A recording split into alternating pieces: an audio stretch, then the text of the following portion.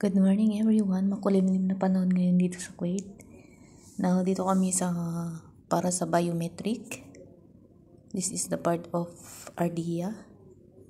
Dito yung MOI ng RDIA. Parts kami ng Sabal na sir, pero dito yung dito na yung booking appointment ko about sa biometric.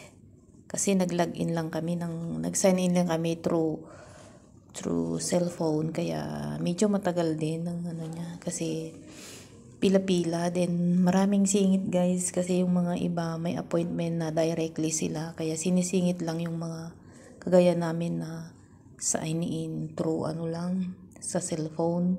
Ang daming tao, yung mga lalaki dami, 8:00 pa may pila na sila yung mga lalaki dyan sa kabila, pero kaming mga babae konti lang, kasi yung mostly yung mga babae may mga appointment sila, nagda-direct sila sa loob kasama yung mga amo.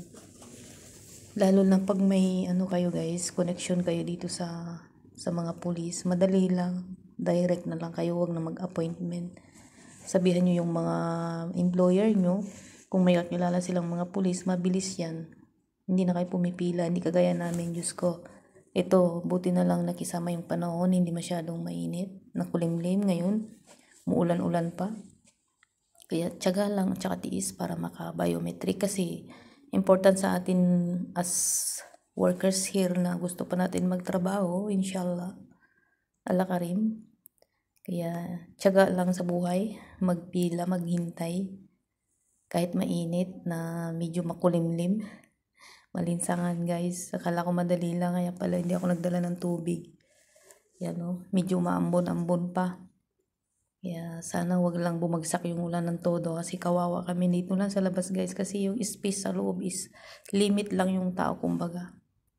Kaya yan, waiting. Kaya awa ng Diyos, for 2 hours nakapila doon for waiting, natapos ko din yung biometric. Doon lang kami nakapasok guys. 2 hours kami dyan ng mga kasama ko. Ilan lang kami ng mga babae. Mostly kasi may mga appointment, kaya thanks God at natapos din.